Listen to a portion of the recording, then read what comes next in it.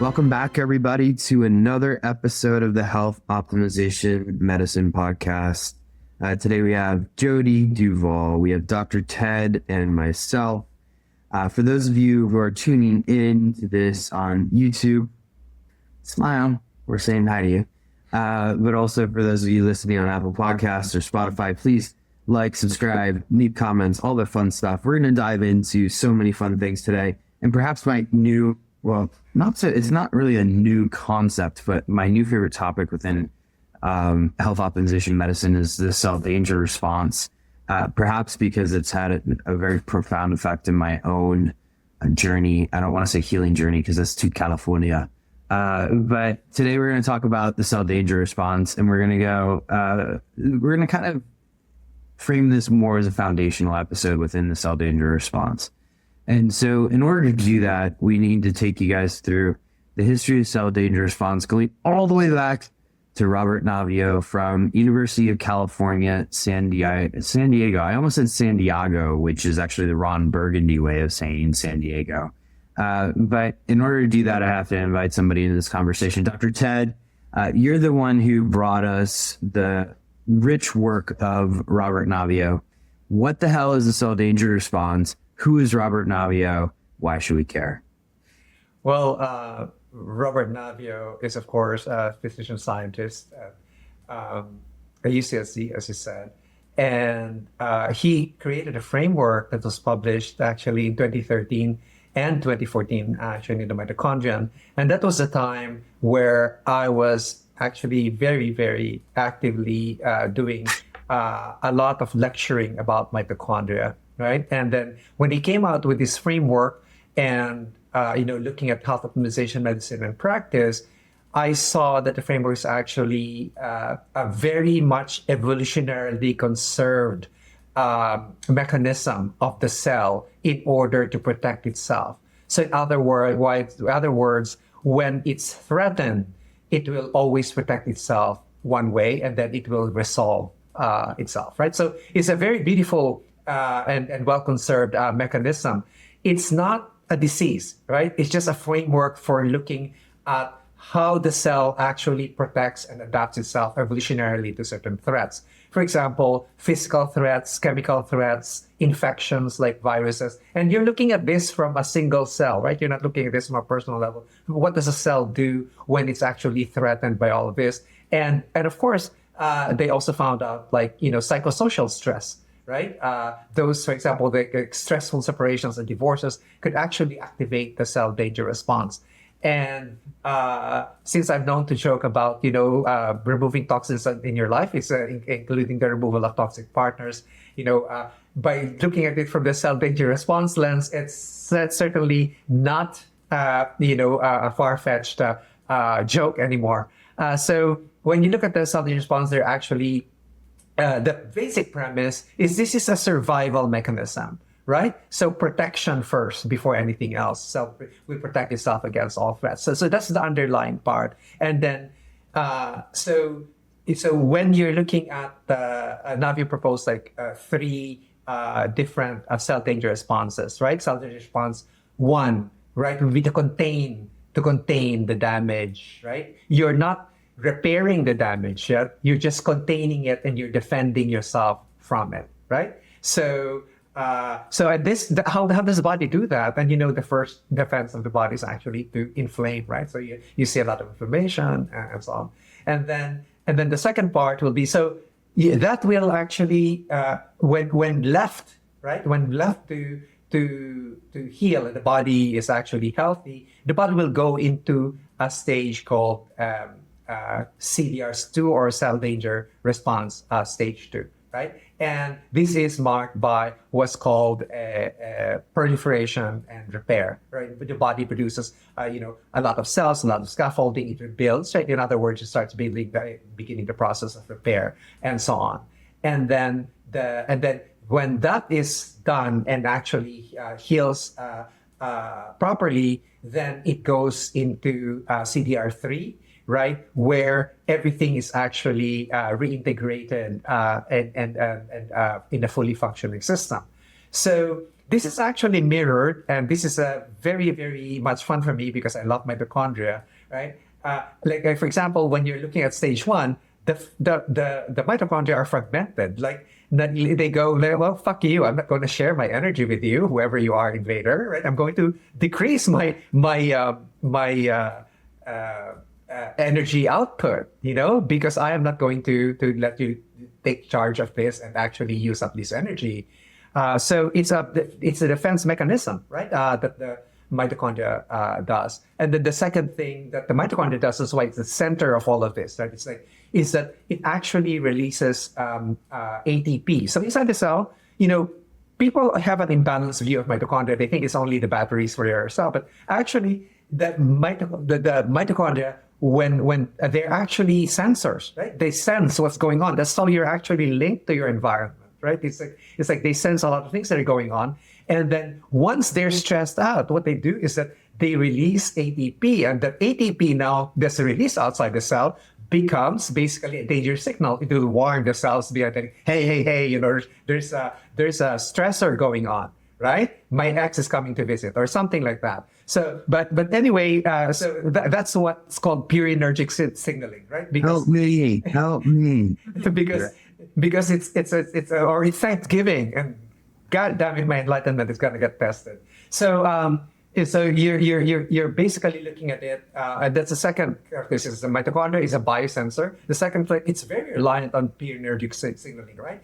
Yeah, outside the cell, that ATP becomes a warning. It's just like a flare, right? It's like warning to all cells. There's stress going on, and the body is actually to actually convert it now to ADP, to AMP, and then adenosine, which now quells that flare for you, right? And that's why in his experiments, the classic experiments that he actually said there was the use of suramin, which is an anti-purinergic in autistic cases, right? And he presents those in the paper also. So if you take a look at mitochondria stage 2, since it's proliferative stage about repairing, they're non-committal, right? So in the first one, they're called the stage what's called M1, right? And for those mitochondria geeks out there, it's M1, it's like they're fragmented, etc. That's M0 is basically non-committal. Yeah, we're proliferating, so we're just dividing and then putting it in all different cells that has to function, right? Because you destroyed a lot of them. And then so it's N1 and 0, and then the mitochondria on CDR3 becomes M2, right? And M2 is a filamentous, producing oxidative phosphorylation and so on.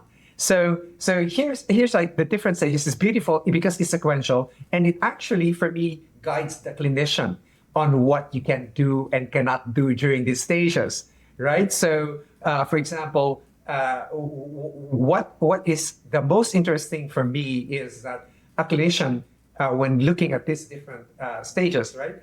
Of course, there are no specific indicators that will tell you, oh, he's at the stage is he's stuck at this particular stage, right, of the CDR resolution. So in the cell danger response, what is important for the clinician is like, where is your patient or your client stuck, right? Because it's like this sequential process will actually, naturally run its course. But what usually happens is that it gets stuck. So what happens when you're stuck at CDR1? What happens when you're stuck at CDR2? What happens when you're stuck at CDR3? And in fact, actually, it begs the question, right?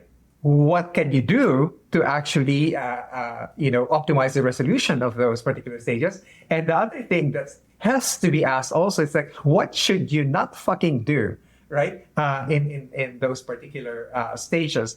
And, Jodi will be taking care of, what you can probably look at and when you're stuck at different stages. But an example that I can give is that, in CDR1, for example, when you're stuck in there, right? The body, the cell is actually saying, I am going to purposefully decrease my oxidative phosphorylation, right? So I'm not going to produce energy for you guys. It's like, no, it's like my energy is going to be sent out and warn others, right? The ATP is going to be production. And then what do you do, right? Like the cell is producing reactive oxygen species, to bump up the inflammation. And this is to fight, right? To for defense. And then what you do? Oh, let me give you a lot more antioxidants. Well, the cell says, fuck you. You're not helping me here. I am actually trying to help defend myself with lots of oxidation, right? And that's why, for example, hyperbaric oxygen therapy, for example, would be good for CDR when you're stuck in CDR1, because it actually helps fight the condition, right? But it's you're not talking about methylene blue earlier too, right? Yeah. Essentially. Yeah. So when you give methylene blue, of course, it was trying to rev up your electron production, right? No, you give methylene blue when you're stuck in CDR3, right? Yeah. So, but remember, this is a sequential mode. But your body, the different cells of your body, and this is the complicated part of it, can be stuck in different parts of this, right? So now we can hear from Jodi what happens when you're stuck in this, because this is what the clinician should remember. It's like, what do you see when you're stuck in any of these stages, and how do you unstick them, right? What can you do to unstick them, and what should you not do to unstick them? Right, which is first I want to take this in terms of like phenotype, right? And Jodi, you see this coming into your clinic often when a client presents themselves, has a whole bunch of stories, whatever. How do you identify just sort of different stages of the CDR, and what does that kind of look like for you as a clinician in terms of what you can do? So I think it's also good to understand it from a point of view of when we're sick as well. So when we're looking at fevers and when we're in that sort of prime defense mode, as Dr. Ted was saying, I think for me it's a better understanding when we understand like the evolutionary point of view of why we actually got into that fever. It's primary defense. And so what we do wrong in those stages is the point of interacting or intervening too early. And I think that is particularly true for CDR1. And like you were saying, Ted, it's defense. So what I see in these clients particularly is that they're inflamed, their CRP or HSCRP is up, their ESR is up, they have higher lactate, so we can measure this in the organic acids. We've got histamine patterns and lower, heart rate variability as well. They have headaches, skin flares, brain fog. They're overwhelmed. They're really sensitive, and the body is crying out to be supported and not be restricted. Be supported to signal correctly, to work with what it can see, and to eventually lead into that CDR3 in resolution. So when I see clients mainly in CDR1, like you were saying, Ted, I think the most important part that they do wrong is by either fasting, undernourishing, by adding too many antioxidants, by actually trying to quell a process or put the fire out before the fire had a chance to do what it needs to do. And so these are the most important parts I see in clients. And so sometimes I celebrate some of the reactions that they get, because that there has been a start again to the process of resolution.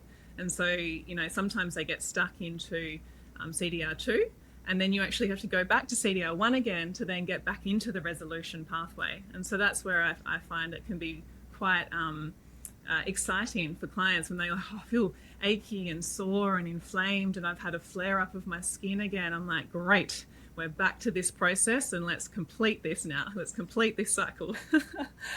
As long as they're well supported. That's just like such a good point to emphasize, right? Is that sometimes the reaction is actually a good thing.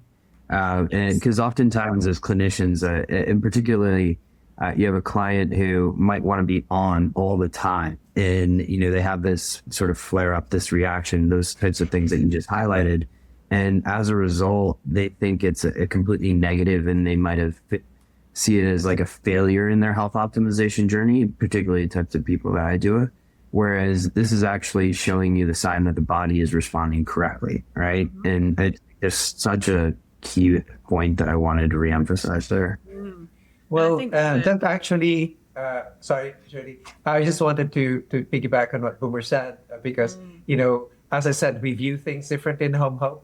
And I was just proposing really the way you look at diseases these are just like the phenotypes of stalled CDR stage, right? So, for example, if you're looking like an asthma, or flu-like malaise or all of those kinds of things. These are just phenotypes of a stalled CDR1, right? So that's how we look at diseases. They're adaptations, but they're maladaptations. So diseases are not independent entities of themselves, but rather become a stalled phenotype of a cell danger response, right? So anyway, please, Jodi.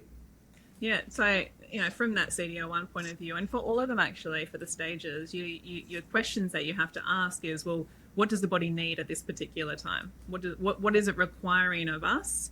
And I think they're really important questions that we ask. It's not always what do I give, or what do I supplement, or what do I need to add in? Sometimes we actually need to remove. So at this particular CDR1 stage, I look at the exposomics, infections.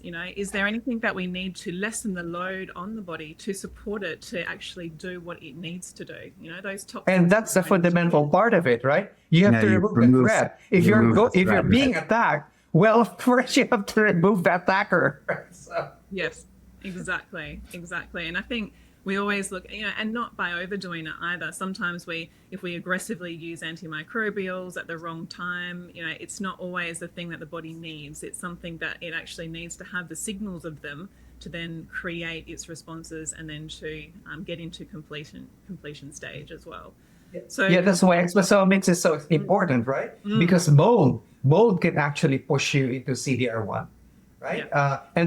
And then after your patient moves away or goes away and lives somewhere where there is no mold and everything else, and then fritters to a place where it was with the molds and everything else, and you see, of course, the resurrection of all of these particular stages.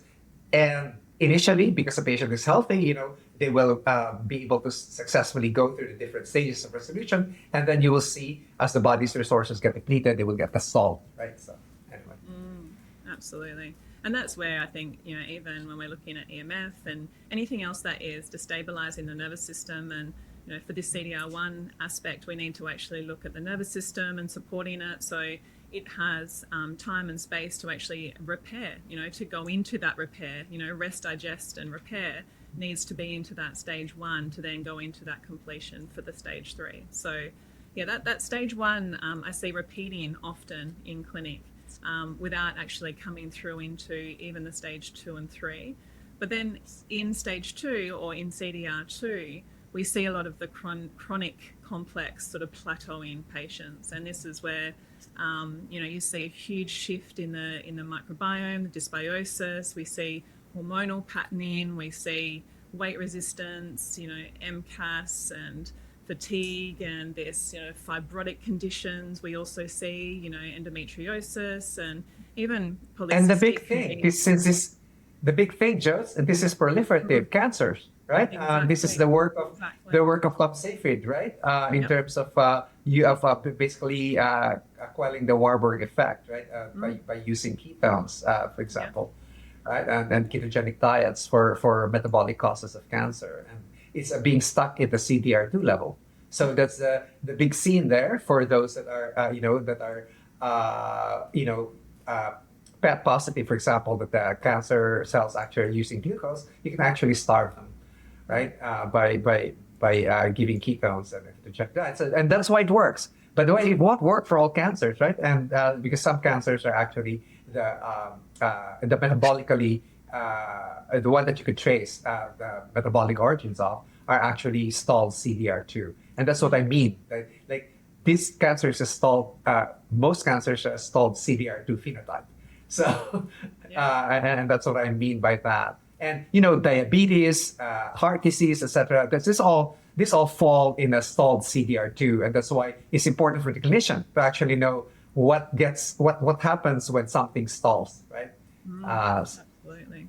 And then you have, that when we look at the summer winter of the CDR, we're looking at this as being the, anabolic, stalling and that drive. So we're looking at insulin, we're looking at IGF-1, we're looking at even the fatty acid imbalances in the oats and, the citric acid cycle.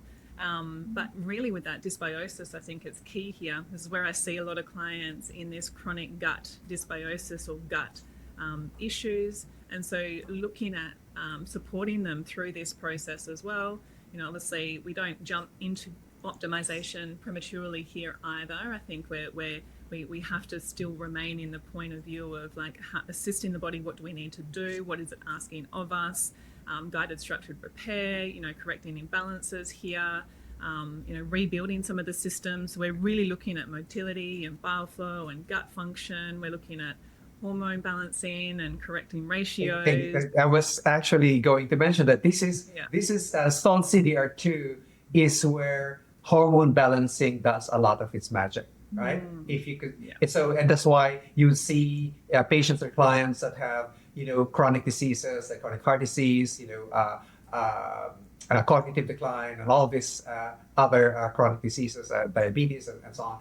You could see that chronic neurodegenerative diseases, I said, neurodegenerative diseasis, is that they would actually respond to these types of management, right? And that's why you get a big bang for the buck of doing hormone balancing for these people, because that's a stalled CDR2 phenotype, right? These chronic diseases.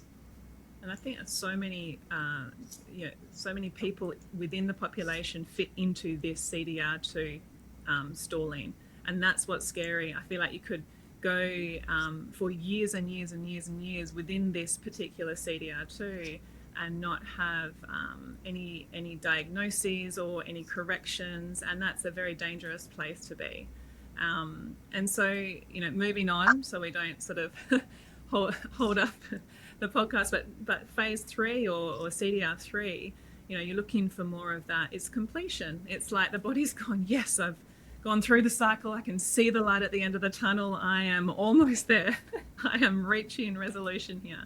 And so, but wait, I can stall you some more. Yeah, but be careful, because we are still not quite there yet. So what we're looking at here is mitochondrial efficiency, adaptive capacity. We're looking at anti-inflammatory. So we're looking at all the signaling that should be working and correcting and be stable and resilient and more responsive. So you're seeing, little bits of positive movements forward in your clients and your patients. So better recovery, your sleep, the mood, stability, all these things, and HRV is improving as well. So here we can start to really dive into more of the optimization. We can really start. This is where we can now go, okay, this is where health optimization should now begin, almost. We've helped and supported the rest of the cycles, but now we can actually really dive into this and elevate our clients and build that performance and longevity in here. And well, we've already begun health optimization by assisting in the resolution of the cell danger response, right? Exactly. So we've done the hard part, right? Yeah. And now the part of health optimization that's where we shine in terms of taking care of the cell. Now, because we've taken taking care, facilitating the resolution of the different cell danger response stalls in any one of them. As I said, it's the stall word that you have to remember, right? And as Jodi said, when CDR3 is arrested, then you have chronic fatigue, right? You have post-exertional malaise or, post-exertional symptom exacerbation. These are very well-known things in myalgic encephalitis, right? Or chronic fatigue syndrome, because the body cannot produce, if it's stalled there, then its oxidative phosphorylation mitochondria cannot contribute to the energy, right? So, and here comes a gym instructor saying, now you got a Porsche. It's like, what the fuck? I don't even have energy, because your patient or client's actually stalled in CDR3. That's why it's very important to know where your patient's stalled, and then now what you can do to use it. And this is also where Boomer's favorite part of actually wearing these wearables and to monitor your sleep and to do this. The HRV, Boomer and I were just talking about this morning. They're like, oh, my HRV jumped by X%. You could see here that this is where the payoff of those personal measurement actually would help you in terms of moving towards the resolution of CDR3. Sleep is a very important contributor. In fact, it's one of the things that's consistently, aside from removing the threat in general, because this is a life-preserving strategy or framework of the cell, right? It's a life-preserving framework for the cell. What it does is that, okay, you remove the threat first, but it also looks for the regularization of your rhythms, right? That's why you could see that as you go progress through your facilitating the resolution of the cell danger response in terms of them being stalled or actually optimizing their resolution, you will see that once sleep regularizes, you will also see that your patient or client is actually getting healthier, right? And not having all of this. Oh, I'm fatigued all the time. I'm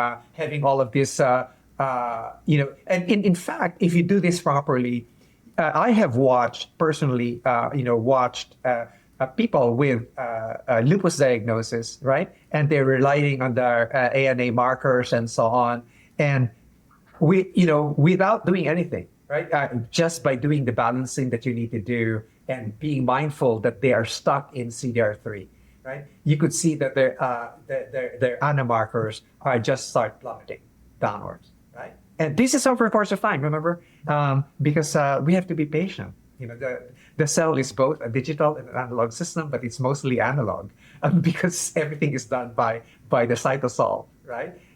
So these are the kinds of things that are really are helpful for the clinician. Where you're stalled, CDR1 would cause you inflammation if you can get stalled in there. CDR2 will cause proliferation if you're stalled in there. CDR3 would actually cause you decreased energy, right? If you're there and able to move forward. So you could see there that each of this is actually all geared towards surviving an attack, whether the attack is physical, chemical, infectious, or psycho-emotional, right? So you could see there that all of this. The important thing about this, as Jodi actually said, is that the body does this in sequence. You cannot skip a step, right? And when you're stalled in one, she already mentioned, it's like, holy shit, I can't get you there. Let me bring you back to stage one and let's do this all over again.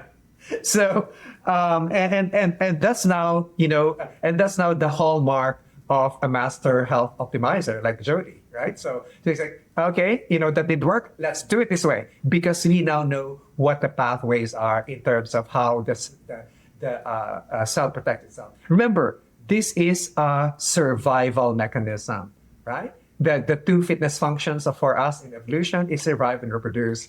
And as I always say, reproduction is just another form of survival. So when you're looking at this, you're looking at the cell actually trying to defend itself from something or trying to survive. If you are, the main picture here is imagine a child that's cowering from fear over some whipping that it's taking, right? And then you say, here, eat this chocolate. No, the child won't eat it, right? It's because like, no. I have to make sure that this person who's whipping me goes away first, right? So, and that's the way you take a look at this, is you have to remove the threat first. And the threat is usually in the exposome. And that includes here, as a relationship with toxic people is part of your exposome. So and that's the way I think about this. It's like, are you really going to have a feast? Right? When well, if you're Nero, I suppose you can play your fiddle while Rome is burning around you. But the cells are not Nero, so they will actually cower and they will isolate themselves, right? Didn't Caligula have that problem too? Just a Nero thing. No, I love Caligula for different ways, Yeah. Anyway, that's for another subject. I think incest is another subject. So perhaps CDR2 with incest. But anyway, I want to kind of wrap this up, guys, because we're coming up on that dear time thing. Wait, Boomer, you said the word incest? Yeah. Incestuous CDR is when you're mixing them, right? Like, for example, you go on a 5-day drug binge, right? You take all of these drugs for 5 particular days. You're actually going to induce CDR1, CDR3 all at the same time, both at the same time, right? But that's induced by you, right? So that's incestuous CDR, right? There you go. There you go. So we you can learned have mixtures. You can have 1 and 2. You can have 2 and 3. You can have 1 and 3, right? So all of this can go together. But that's the thing. The body is not a mosaic, though, right? It's not an incestuous mosaic. The body is actually one coordinated system. But you will see the manifestations of all of those mixes in what predominant part is actually manifesting, right? For example, if you go on a drug binge, say 5 days straight, right? And you will see that there's actually weakness at the end, because say you're an expert at quelling inflammation, and you can quell all inflammation all you want, but your body at the end of 5 days will still not be able to produce that ATP that it actually needs, right? Because you actually all used it up in order to warn all the other cells, like, hey, boss is stressing us out again. Boss is on a bender. Awesome, guys. I know there's so much to unpack here when it comes to CDR, including, favorite tips and tricks to quell the CDR in various stages. But I think that's subject for another episode.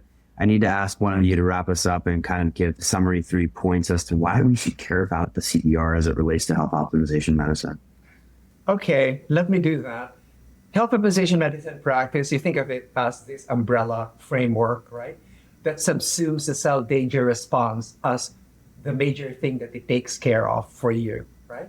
And there are 3 things that the word that you should remember in here is that it's about survival, right? The cell wants to survive.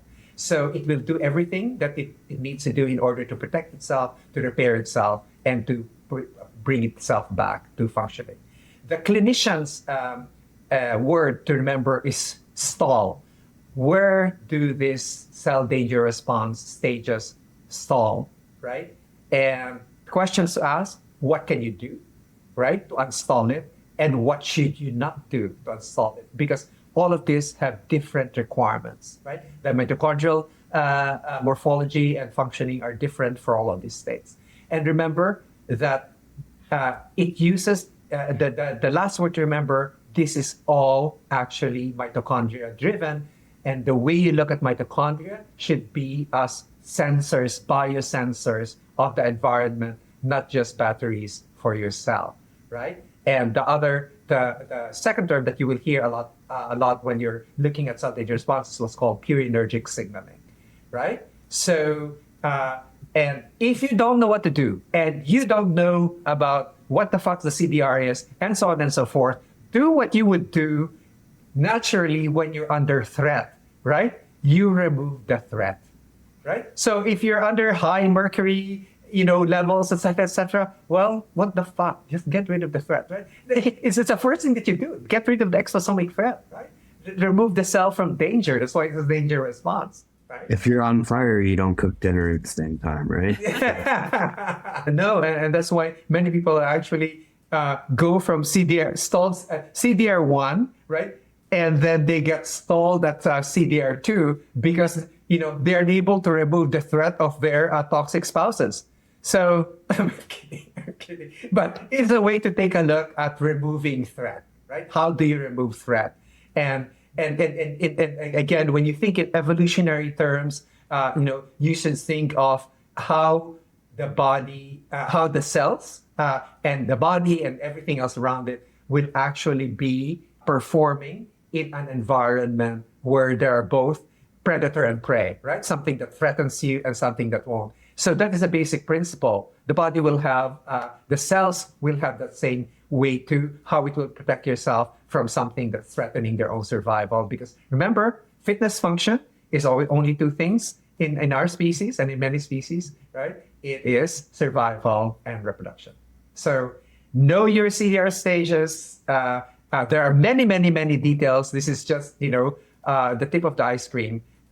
So it's delicious. When you poke inside, it's a lot more delicious, especially for clinicians, to be able to actually see, that a lot of the interventions that you do for your clients make sense, and why they don't make sense at certain parts of your handling the client, or why they don't make sense for certain clients, is because if you get a better handle on all of the details of this, then then you will be able to optimize the health of your clients or patients a lot more. So in health optimization medicine, this is discussed in a module called evolutionary medicine, and many people ignore it, right? Because what the fuck is it? Evolutionary medicine, etc. But this is exactly it. This is exactly the module that says that diseases are just, a phenotype of a stalled CDR stage, right? So, and that's how I would summarize this brief introduction to the cell danger response. All right, Jodi, Dr. Ted, thank you so much for joining us here tonight. This has been another episode of the Health Optimization Medicine Podcast, soon to be named the Cell Danger Response Podcast, maybe. I don't know. But those of you tuning in tonight or this day, wherever you're watching this, please, if you're watching this on YouTube, click like, subscribe, or leave a comment. Let us know what you think. Other episodes you want us to kind of dive into is also appreciated.